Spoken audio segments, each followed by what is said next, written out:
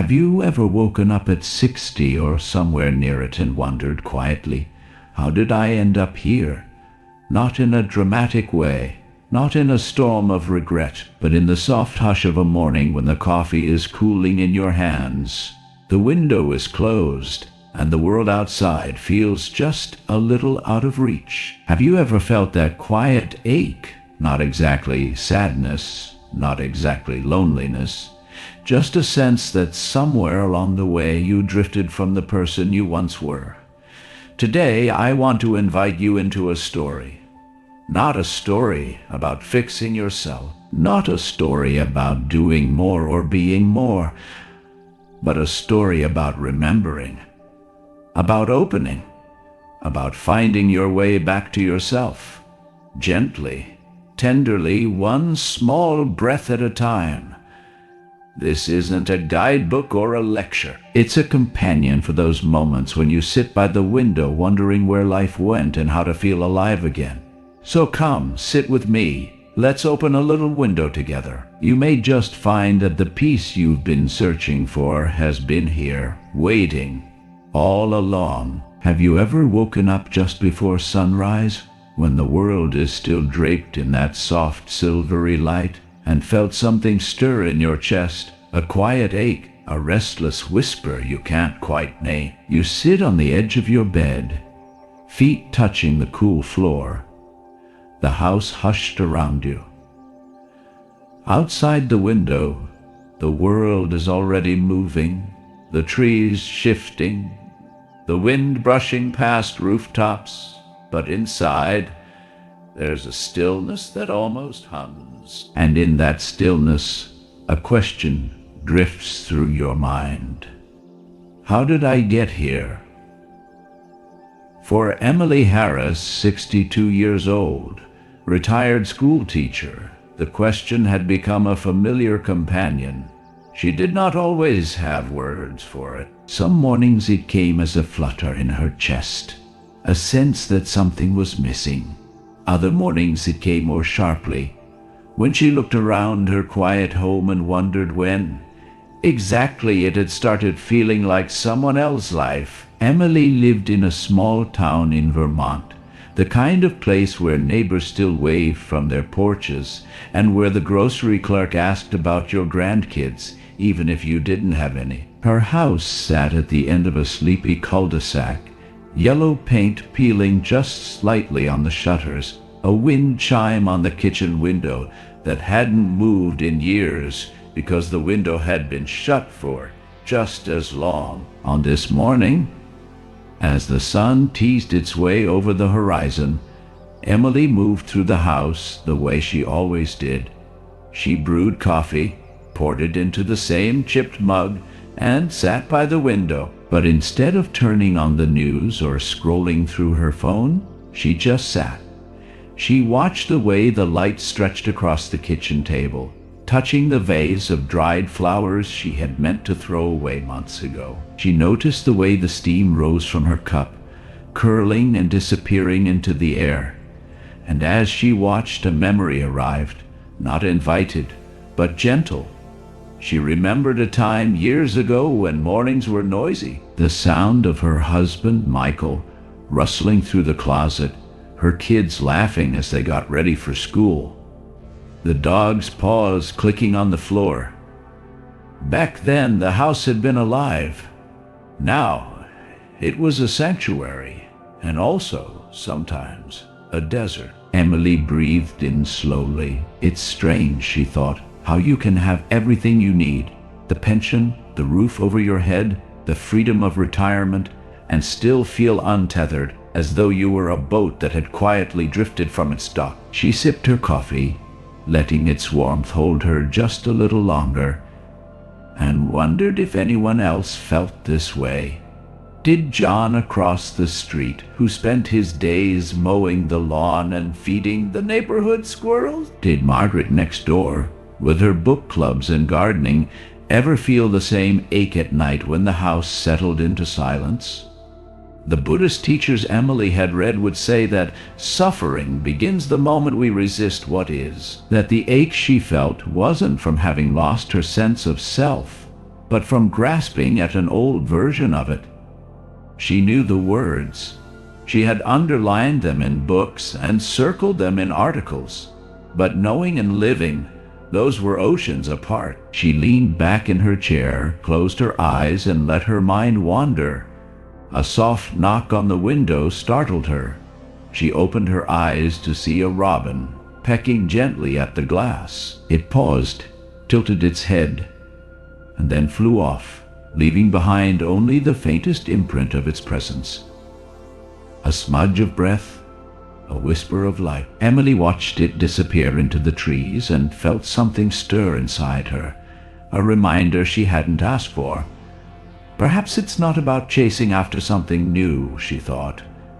Perhaps it's about noticing what is still here. But then came the familiar tug in her chest. That sense of not knowing where to put her hands, her heart, her time.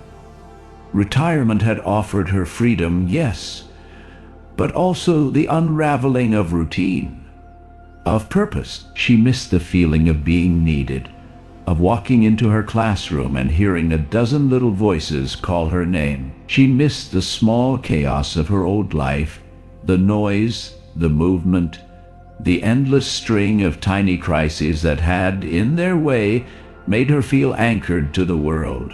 Now her days stretched out like open road, and sometimes the silence felt like a weight. Emily's fingers brushed the wind chime at the window, the one Michael had given her on their anniversary 20 years ago. She could still remember the sound it used to make, delicate and light, a music that danced on the breeze. But she had stopped opening the window after Michael passed away, after the house emptied out, after the seasons began to blur together. What if, she wondered, the simple act of opening a window could change something? She felt silly thinking it. And yet, something in her softened at the idea. Outside, sun climbed a little higher. Light spilled across the trees, catching in the leaves, turning the world gold for just a moment. Emily watched as a neighbor jogged past, as a car rolled slowly down the street, as the world kept turning without her. She exhaled long and slow. In Buddhism, there's a teaching that says, when the student is ready, the teacher appears. Emily did not know what form that teacher might take, or if she was even ready. But in that moment, with the robin's shadow still flickering in her mind and the wind chime trembling beneath her fingers, she wondered if perhaps the first lesson was simply to sit, to be still, to let the ache in her chest be just that, an ache, not a problem to be solved. As she sat, a memory surfaced, a line Michael used to say when life got hard. Breathe, just breathe. It's all happening, whether you fight it or not. The words made her chest tighten and soften all at once. She closed her eyes and drew in a deep breath, feeling the air fill her, noticing the rise of her shoulders, the slow fall as she let it go. And for the first time in a long time, she didn't try to push the ache away. She let it be part of the morning. She opened her eyes again and looked at the window. The wind chime stirred, just barely, as if it too were waiting. In that stillness, a thought drifted through her. Gentle, persistent, like the breeze she hadn't felt in years. Maybe today she would open the window. Maybe today she would let the wind in. The ache in her chest didn't disappear, but it shifted, just a little, as though it had been seen, acknowledged, folded into the light of the new day. And somewhere deep inside her, Emily felt it. The smallest spark of something that wasn't quite joy or clarity or peace, but the quiet beginning of all three. Have you ever felt that way? as though life was waiting, just outside your window, for you to open it again. Emily woke that morning with the memory of the robin still lingering in her chest. It was funny, she thought, how something so small, the flutter of wings against a window, could stir something so deep. She shuffled into the kitchen, the house creaking softly beneath her feet, and stood once more at the window. Outside, the world was already busy. Cars humming down the street, the neighbor's dog barking, the mail truck rolling by. But inside Emily's home, the quiet was so complete it felt like another presence, a second heartbeat she carried through the day. She wrapped her hands around a fresh cup of coffee, its warmth grounding her for a moment, and let her eyes drift to the wind chime. It had been years since she opened that window. The thought crossed her mind again, maybe today, but her hands stayed still. Instead, she carried her coffee to the couch and settled into the spot she always chose, the one where the cushions were worn just enough to cradle her weight. On the coffee table sat a stack of mail she hadn't opened, a reminder of birthdays she'd missed, invitations she'd quietly declined. There was a time when Emily had been the first to RSVP, the one to organize potlucks and surprise parties. But over the years, as the house grew quieter, so had she. It wasn't that she didn't want to connect.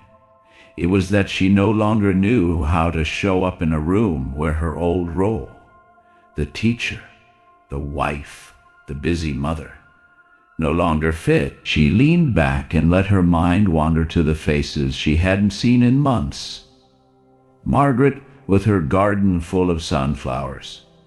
John across the street, forever fixing his old truck. Even Jessica, the young mom 2 houses down, always chasing her little girl with a tired laugh. They were all there, just outside the window.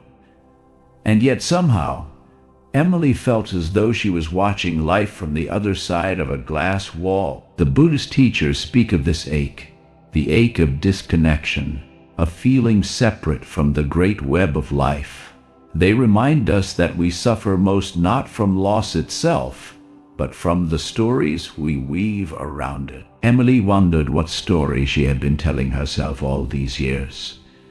That she was no longer needed, that she had become invisible, that the best chapters of her life were already written. She closed her eyes for a moment, letting the weight of those thoughts settle in her body. They were heavy, but familiar, like an old coat she had forgotten to take off. When she opened her eyes, her gaze fell again on the wind chime. It was a simple thing, thin metal tubes, a wooden disc, and a small heart-shaped charm that danced in the center. Michael had picked it out on their trip to Maine years before the cancer, years before the long winter of hospitals and waiting rooms. Emily could still remember the way he laughed as he hung it up, saying, "Let's let the wind sing to us a little," and back then she had loved the sound of it, the way it filled the house with a kind of music that made even ordinary mornings feel touched by grace. But after Michael was gone, the music felt like a wound. So she shut the window, and over time, the house fell silent. Emily reached out now, almost without thinking, and let her fingers brush the metal tubes. They gave a soft, hesitant note, like a voice that had been silent too long. In that moment, she felt it, the sharp sting of memory, the bittersweet ache of love that has outlived its object. And for the first time in years, she let herself sit with it without flinching away. Outside, a child's laugh echoed down the street. Emily smiled a little sadly and wondered if the child was Jessica's daughter, Sophie. She remembered how Sophie used to wave at her from the sidewalk, how Emily would smile and wave back, and how over time those small exchanges had faded into polite nods and then into absence.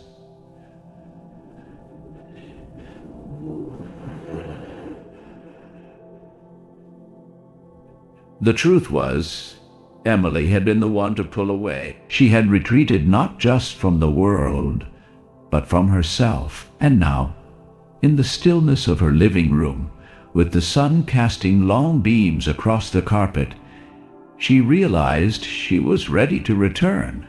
Not all at once, not dramatically, but in the quietest way she knew. By opening the window, her heart beat a little faster at the thought. It seemed ridiculous, almost laughable, that such a small act could matter. But deep inside, in a place beyond words, Emily knew it did. She rose from the couch, coffee still warm in her hands, and walked to the window. Her fingers hovered over the latch. Outside, the world waited. The Buddhist teachers remind us that awakening doesn't come through grand gestures. It comes in the smallest moments. The breath you notice, the flower you tend, the window you dare to open. Emily took a deep breath, her fingers brushing the cold metal of the latch. But then, just as she was about to turn it, a knock sounded at the door. She froze. For a moment she thought about pretending she wasn't home. But something in her heart, something tired of retreating, urged her forward. When she opened the door, there stood Jessica, holding Sophie by the hand. The little girl beamed up at Emily, her face lit with the uncomplicated joy of childhood. "Hi, Emily," Jessica said softly. "Sorry to bother you." Sophie wanted to say hello. Emily's heart softened. She crouched down to Sophie's level. "Hello, sweetheart," she said, her voice a little rusty from disuse. "It's so nice to see you." Sophie grinned and held out a small paper heart. "I made this for you," she said. Emily took the gift with trembling hands. On it, in careful crayon letters, was written, "Thank you for waving at me." Tears sprang to Emily's eyes, unexpected and fierce. She had not known she had been seen. She had not known she had not known she mattered. As Jessica and Sophie walked away, Emily closed the door softly and turned back to the window. This time, without hesitation, she slid the latch and pushed the window open. The wind rushed in, cool and sweet, lifting the curtains, brushing her face, making the wind chimes sing for the first time in years. Emily closed her eyes, breathed in the scent of the world outside, and felt something loosen inside her, something old and tight and ready at last to let go. And in that moment, with the wind at her face and the paper heart in her hand, Emily knew she was not lost. She was not finished. She was simply beginning again. Have you ever stood at the edge of a quiet day, wondering if you could step back into life? Maybe today is your day. Maybe, like Emily, all you need to do is open the window. It had been 3 days since Emily opened the window. 3 quiet, slow, utterly ordinary days. But something had shifted. Not in the world outside. The trees still rustled with the same late summer wind. The neighborhood kids still rode their bikes in crooked circles. The mail still came at exactly 10:15 every morning. No, what had shifted was inside her, and it wasn't dramatic. It was the kind of change that lives just beneath the skin, like the faint warmth after the sun touches your arm. Each morning now, Emily made her coffee and sat by that window. The same spot as always, but different somehow. She no longer stared through the glass like a woman watching the world go on without her. She sat with the breeze brushing across her face, with the wind chime gently singing, and for the first time in years, she didn't feel like a visitor in her own life. But healing isn't a straight line. On the fourth morning, it happened. Emily woke up feeling that old heaviness again. Not a sadness she could name. Just fog. It clung to her as she moved through the house, making everything feel muted. Her coffee didn't taste right. The sunlight felt too harsh. The wind chime's sound felt distant. She sat on the couch with her hands in her lap, still wearing her bathrobe, and thought to herself, what if that moment at the window? What if that was just a fluke? What if I was never meant to feel alive again? The mind has a way of pulling us back, even when we start to let go, even when we glimpse the sky through the trees. The mind whispers, don't trust this. You're too old. It's too late. Emily picked up the paper heart that Sophie had given her. She turned it over in her hands, her thumb tracing the creased edge. It still held the faint smell of crayons and glue. She remembered the look in Sophie's eyes, so bright, so certain. But now her heart felt numb. She set the heart down and walked slowly to the kitchen. On the counter was a small book, one she hadn't touched in years. Pieces every step by Thich Nhat Hanh. Michael had given it to her after her first year of teaching, when she used to come home exhausted, shoulders tense from holding everyone else's needs. She opened the book at random. One line stood out. You are already enough. There is no need to run anymore. Emily closed the book. She whispered the sentence out loud, almost like a prayer. You are already enough. There is no need to run anymore. She sat down again, and this time, instead of pushing the fog away, she let it be there. Just like the Buddhist teachers said, don't resist the rain, let it pass through. She thought back to how she had lived for decades, always busy, always reaching for the next thing. When the kids were young, it was school lunches, dance recitals, summer camps. When she was working, it was lesson plans, parent meetings, PTA fundraisers. After Michael passed, it became distractions, fixing the yard, cleaning the garage, watching television until she fell asleep on the couch. It wasn't that she didn't feel. It was that she had become so good at outrunning her feelings. And now there was nowhere left to run. The silence in the house wasn't chasing her. It was inviting her to finally listen. She looked down at her hands, aging hands, soft with time.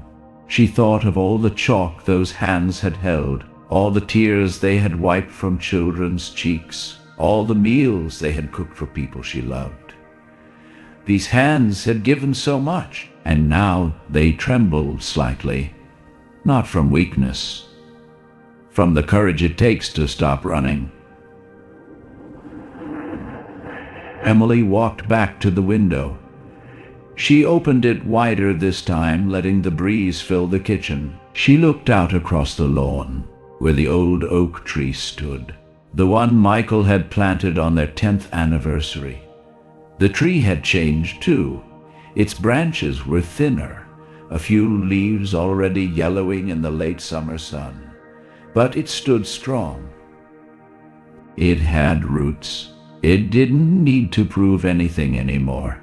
Emily exhaled slowly. She felt her shoulders drop, her chest soften. She whispered again, you are already enough. There is no need to run anymore.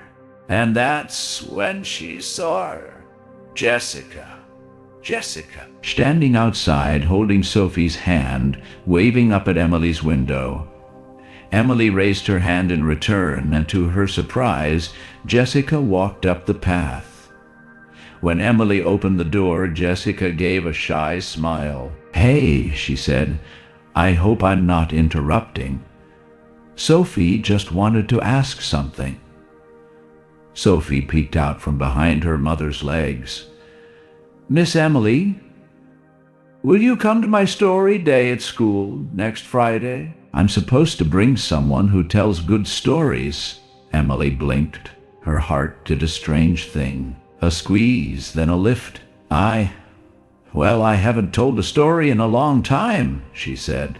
Sophie grinned. "That's okay. You can just read one. I like your voice." Emily looked at Jessica, who nodded gently.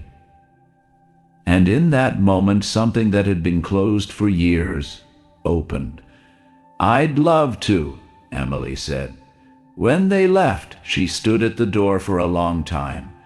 And she smiled, because the ache didn't go away, but it changed, it softened, it made room for something else. Hope. It's strange, isn't it, that sometimes healing doesn't begin with a big realization. Sometimes it starts with a child's invitation, a breeze, a story. Emily turned to the wind chime and let it sing.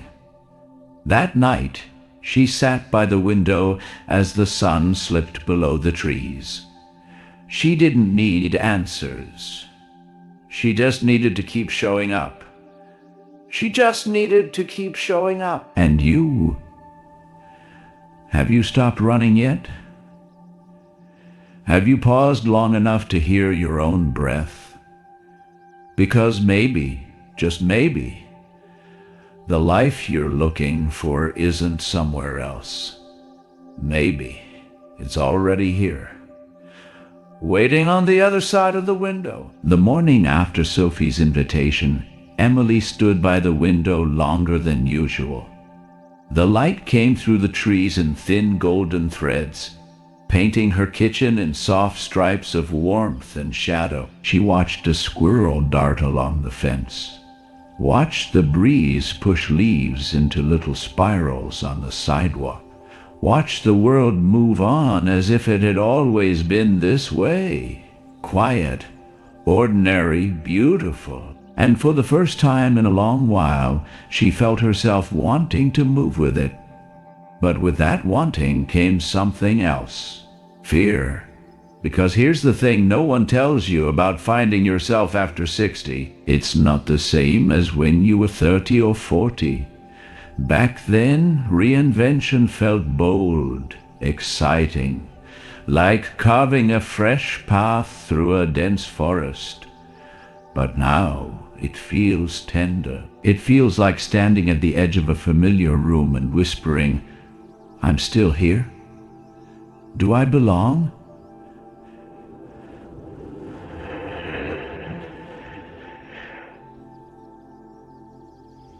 Emily could feel the tug of old doubts curling in her chest. What if I can't do this? What if they don't need me? What if I embarrass myself at Sophie's school? The Buddhist teachers speak of letting go, not as abandonment, not as indifference, but as the art of loosening our grip on the stories we tell ourselves. And Emily knew, deep down, that her story was the only thing keeping her small. That morning, she did something she hadn't done in years. She opened the closet in the guest room, the one where she had stashed all her old teaching supplies. The smell of paper and chalk rose up like an old song. Her fingers brushed across storybooks with frayed spines, across hand puppets she had once used to make children laugh, across a faded blue cardigan that still smelled faintly of her old classroom. She sat cross-legged on the floor, surrounded by these quiet relics of her past, and let the memories come. The first day of school jitters. The handmade thank you cards from her students, the afternoon spent helping children who struggled to read. Each memory carried a weight, but it was no longer a weight of loss. It was the weight of a life fully lived, a life that had mattered. And just like that, Emily felt the tiniest shift inside her, a loosening, like a knot pulled gently free. She smiled, a soft, private smile, and whispered, "Maybe I'm not finished yet." That afternoon, she found herself walking down the street toward Jessica's house. She didn't plan it. Her feet simply moved, as though some quiet knowing had taken the wheel. Jessica was outside, pulling weeds from the garden, Sophie chasing bubbles in the grass. Emily hesitated at the edge of the driveway, fingers curling slightly at her sides. "Jessica," she called softly, "would you like some help with that?" Jessica looked up, surprised, and then smiled wide and warm. "Emily, that would be wonderful." They worked side by side in the fading light, hands in the dirt, laughter rising easily between them. Sophie flitted around them like a small, joyful bird. And in those hours, something ancient and simple came back to Emily. The feeling of being part of things. Not the leader, not the fixer, just one more human being showing up, offering what she had. Later, as Emily washed her hands in the kitchen sink, she glanced at the window.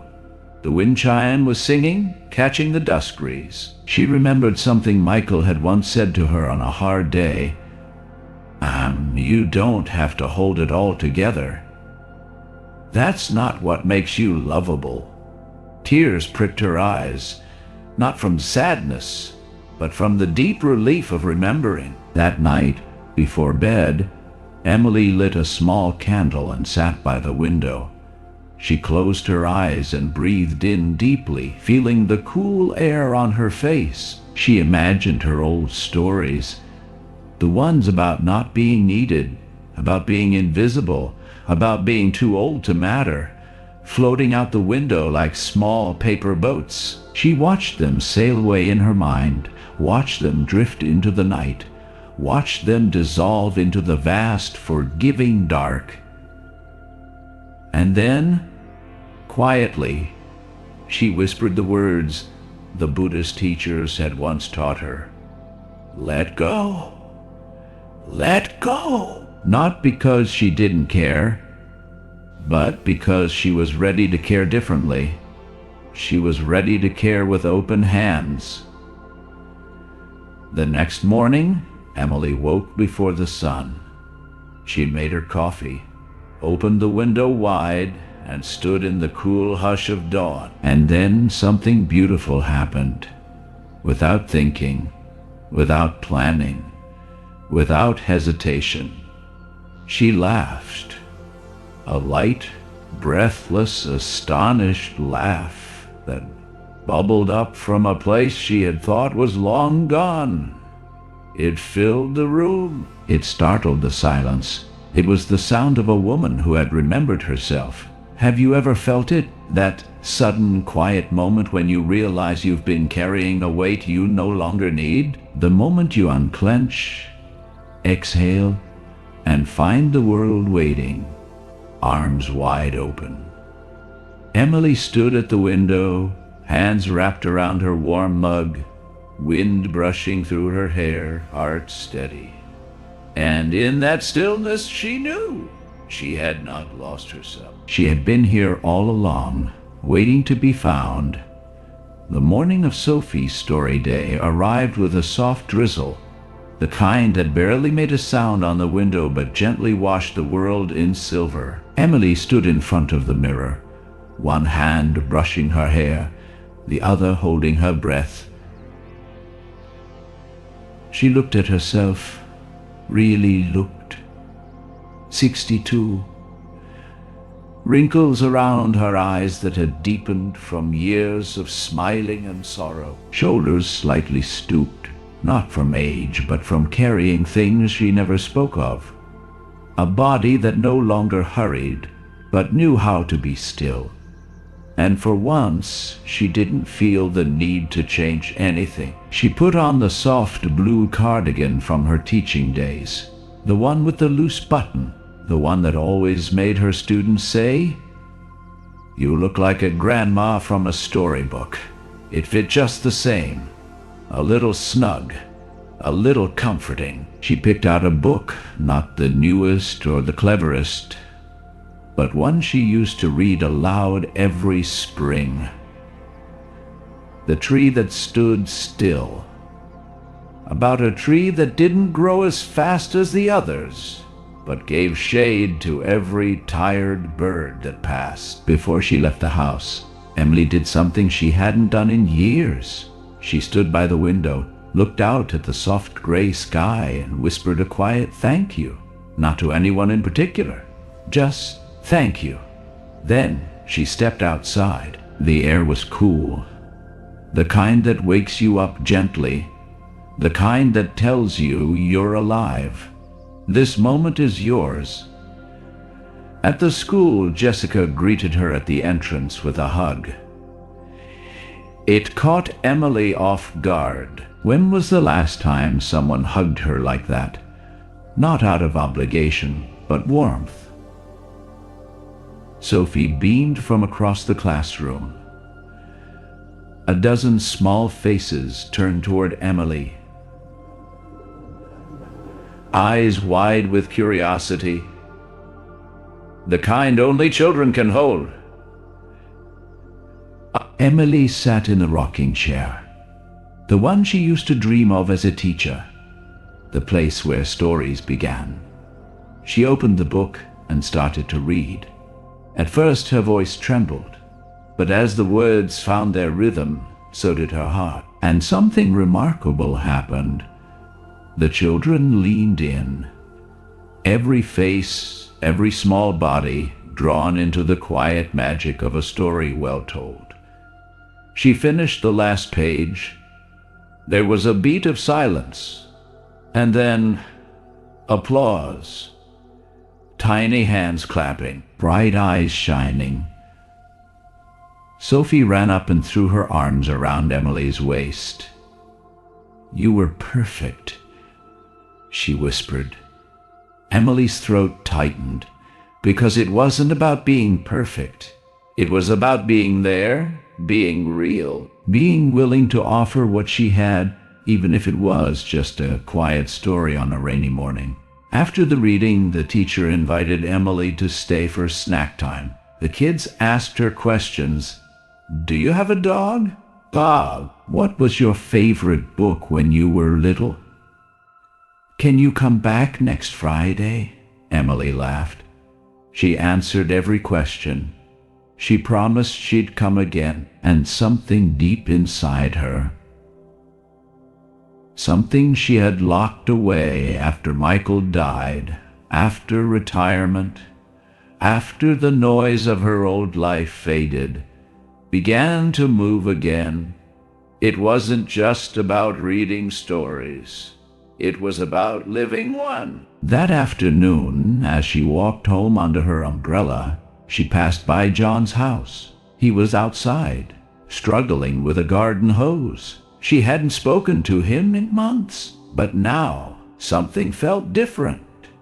She called out, "Need a hand?" He looked up surprised, then smiled. "Emily Harris. Haven't seen you out in this weather in years." She laughed.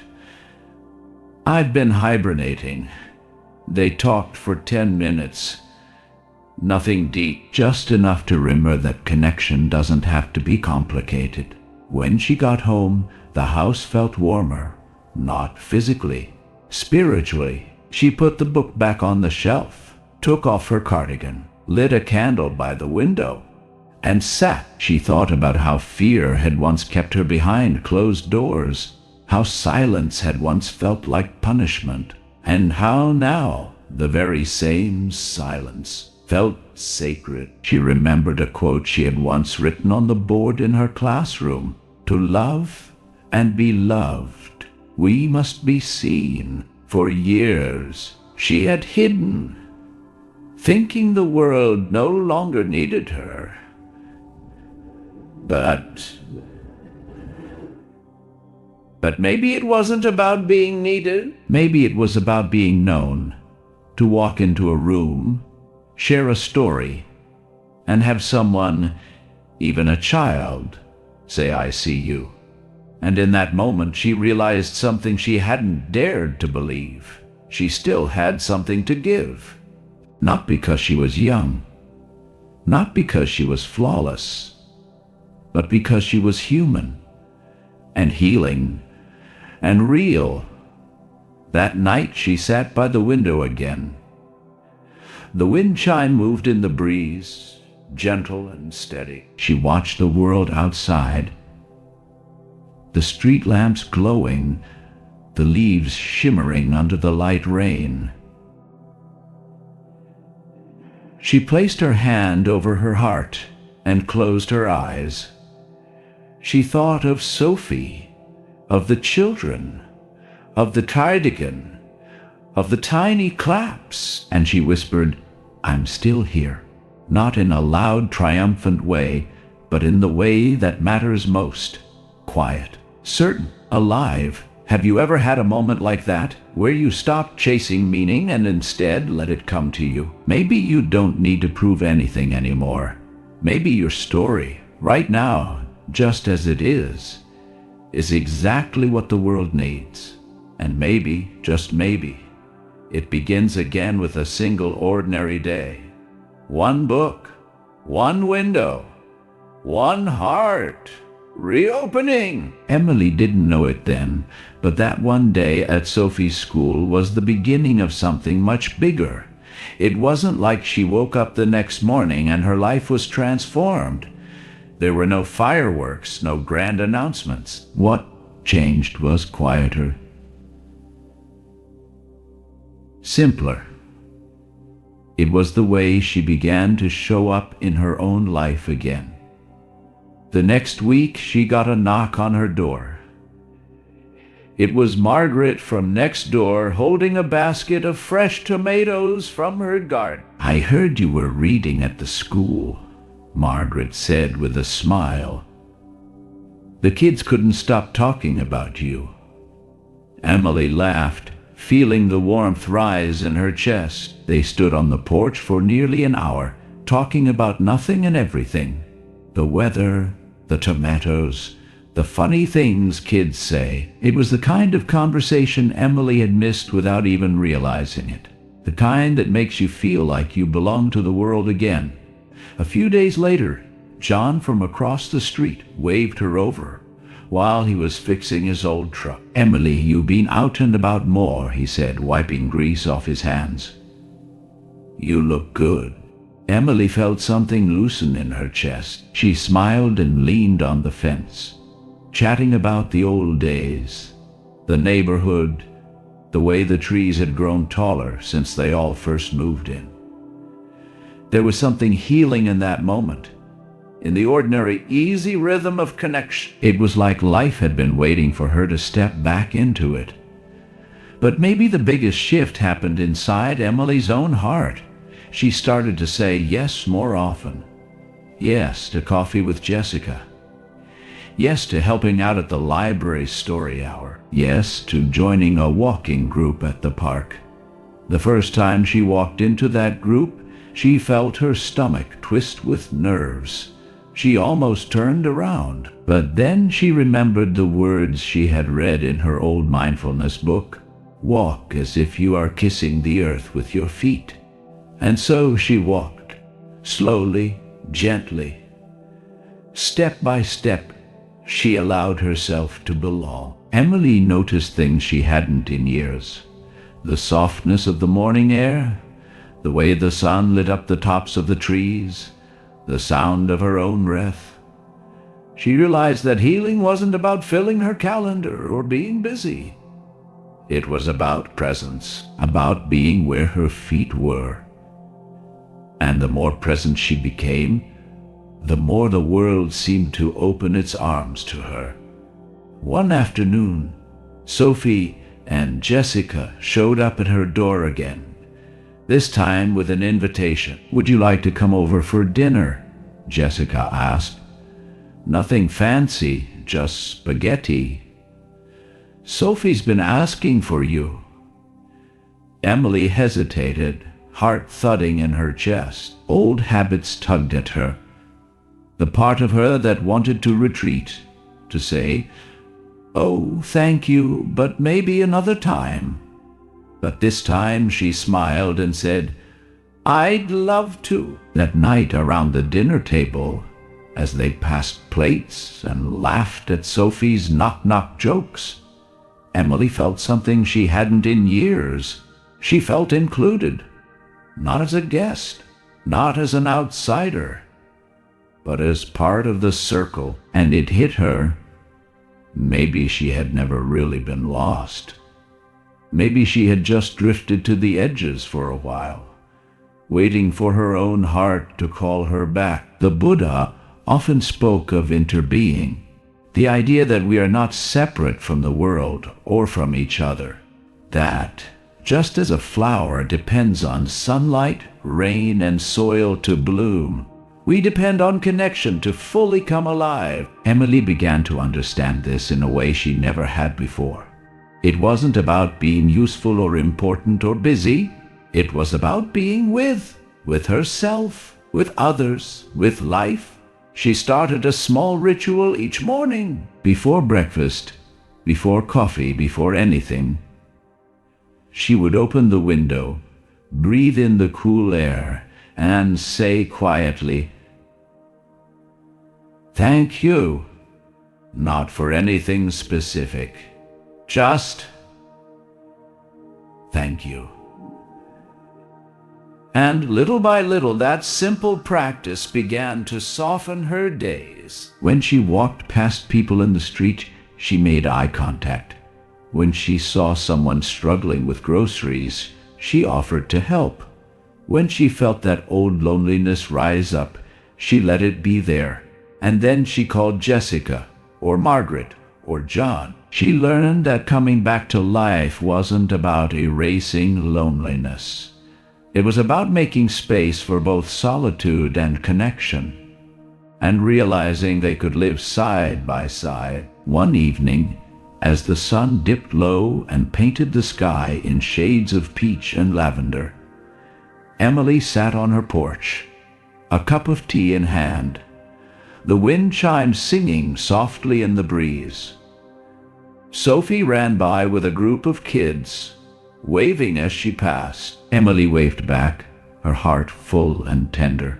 She thought to herself, "This is it. This is the life I was afraid I had lost. Not a life of perfection, not a life without grief, but a life with open windows, with laughter drifting in from the street, with a heart that had learned, slowly, bravely, to open again." Have you ever felt like you're waiting for someone to invite you back into life? What if that someone is you? What if today is the day you stop waiting? What if you open the window, take a deep breath, and say yes, not to everything, but to just one small thing? Maybe it's a phone call. Maybe it's a walk outside. Maybe it's sitting quietly with your own beautiful, imperfect heart. Because the truth is, the world has been waiting for you. And you, just as you are already enough. That night, Emily sat by her window long after the sun had slipped away, leaving only a quiet blush along the horizon. The street was still except for the occasional flicker of porch lights turning on, one by one, like little stars rising across the neighborhood. She wrapped her hands around a cup of chamomile tea, feeling its warmth seep into her palms, and listened. The soft whisper of the wind, the gentle rattle of the wind chime, the hum of life just beyond her window.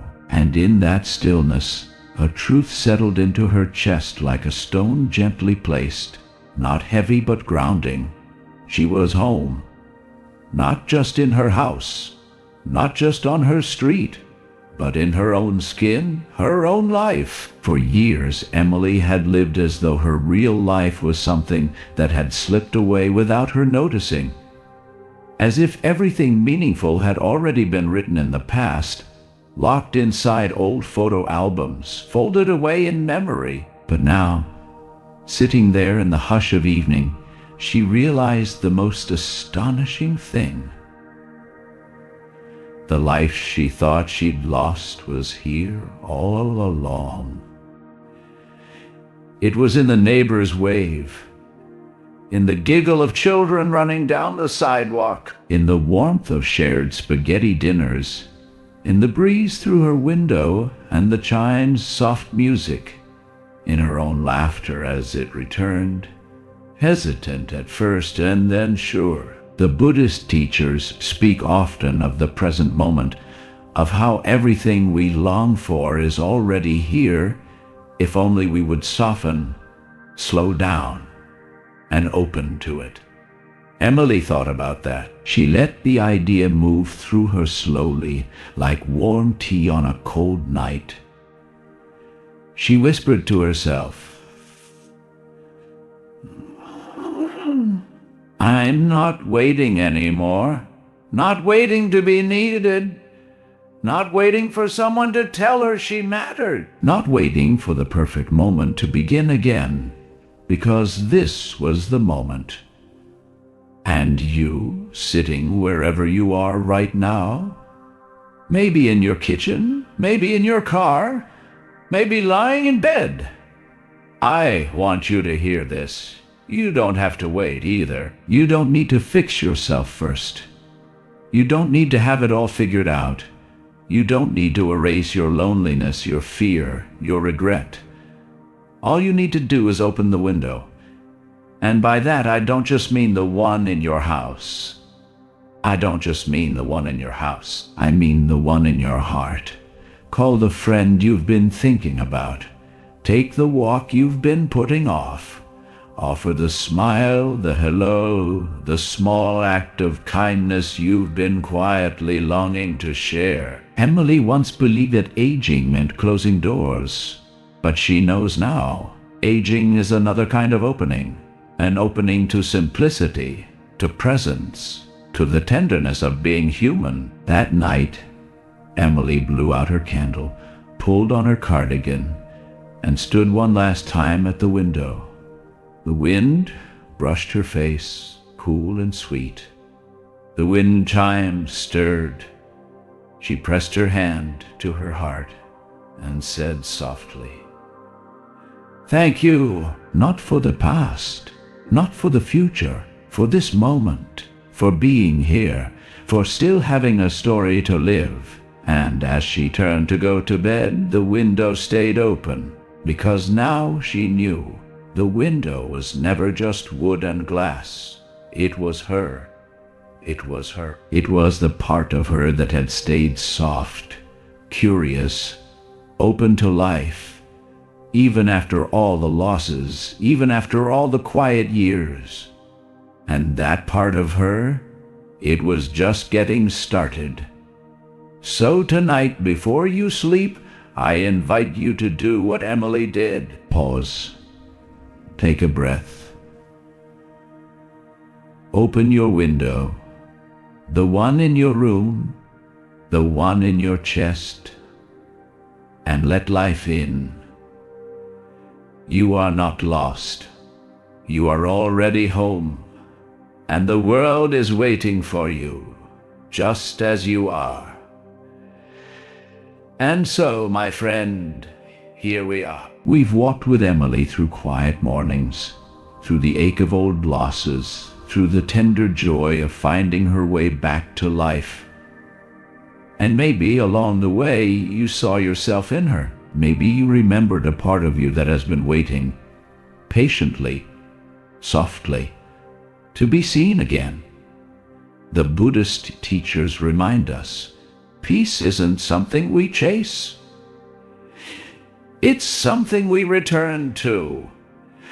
You don't have to become someone new. You don't have to erase the past. You don't have to prove your worth. All you have to do is open the window, breathe, and let life meet you right here, right now. Tonight, when the house grows quiet, when the world softens, I invite you to pause. Place your hand on your heart, whisper a small thank you, but for the beautiful, ordinary, imperfect life you have today. If this story touched you, share it. Leave a comment below. Tell me, what window are you ready to open in your own life? And if you'd like to walk more of this path together, you're warmly invited to subscribe. Here, we explore Buddhist wisdom, gentle healing, and the art of coming home to yourself. Until next time, may you be safe, may you be peaceful, and may your window always stay just a little bit open.